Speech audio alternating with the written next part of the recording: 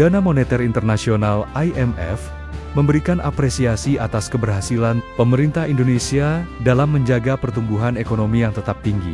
Di tengah ketidakpastian global, hal ini dikatakan Menteri Keuangan Purbaya Yudisadewa.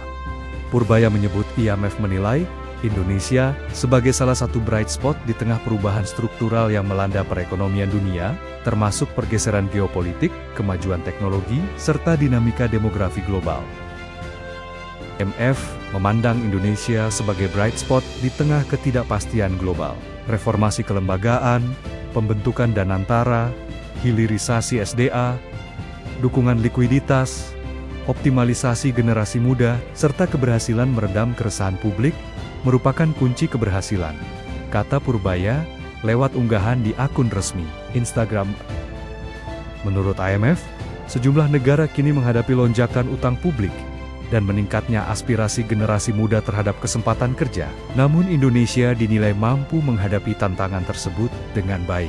IMF memandang reformasi kelembagaan, pembentukan lembaga pengelola investasi Danantara, hilirisasi sumber daya alam, serta kebijakan dukungan likuiditas menjadi faktor penting dalam menjaga daya tahan ekonomi nasional.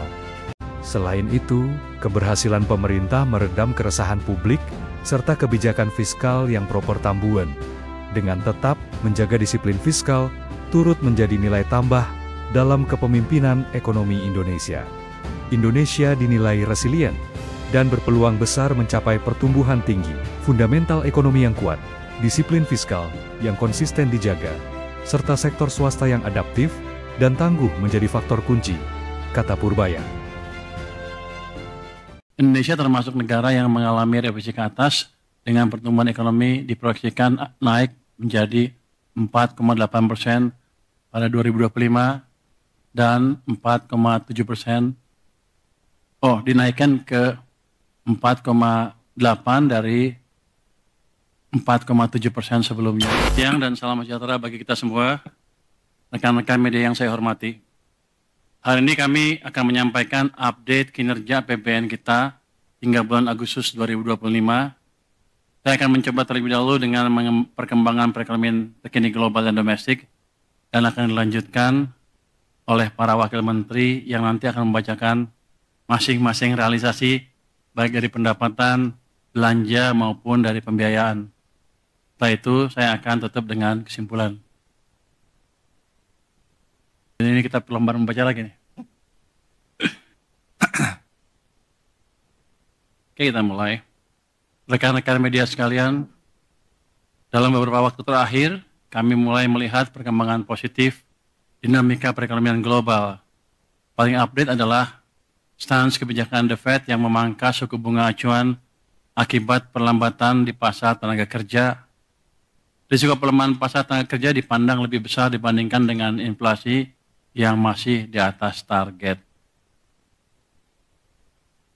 Dalam FOMC meeting tanggal 17 September 2025, The Fed menurunkan tingkat bunga acuan 25 basis point menjadi 4,25%. Di sisa tahun 2025, The Fed diperkirakan masih akan melakukan 2 kali pemangkasan. Keputusan penting untuk meredam tekanan eksternal, terutama pasar keuangan negara berkembang, termasuk Indonesia. Ini kalau saya lihat ya,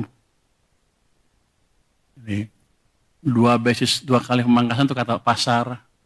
Kalau The Fed mungkin 1 udah kebanyakan karena ekonominya masih agak tinggi tumbuhnya. Tapi kita harapkan The Fed lebih agresif sehingga kita juga bisa ikut menikmati pertumbuhan ekonomi yang lebih cepat di sana dalam bentuk ekspor yang lebih kuat kinerjanya. Di luar perkembangan tersebut, kinerja ekonomi berbagai negara masih resilient hingga triwulan kedua tahun 2025. Meskipun AS pada periode yang bersamaan menerapkan tarif resiprokal tinggi. Indonesia menjadi bagian dari kelompok negara yang resilient.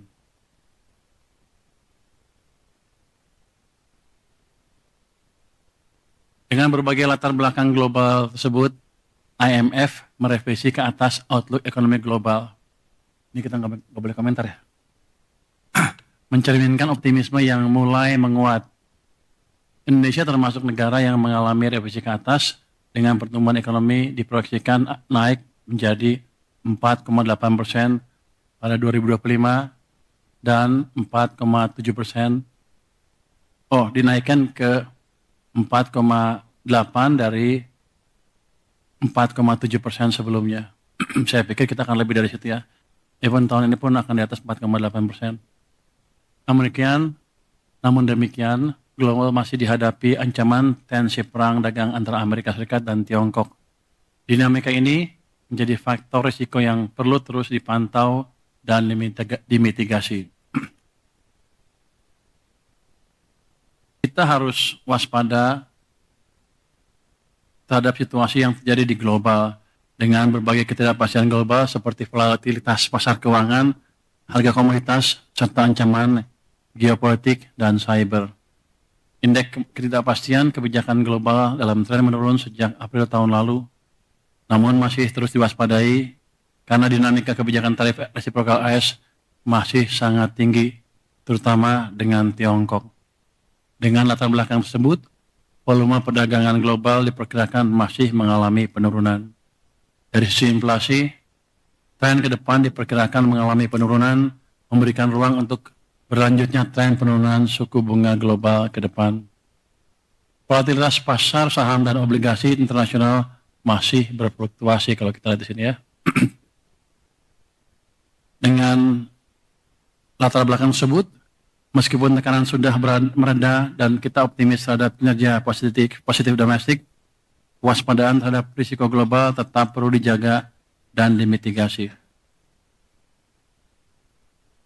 Kalau kita lihat harga komoditas masih amat berfluktuasi, batubara mengalami penurunan akibat permintaan global yang melemah, sementara harga minyak Brent justru naik akibat ketegangan geopolitik Rusia-Ukraina.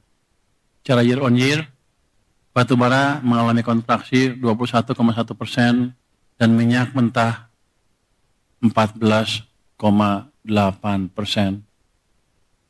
Di sisi lain, harga CPO meningkat didorong permintaan kuat dari India.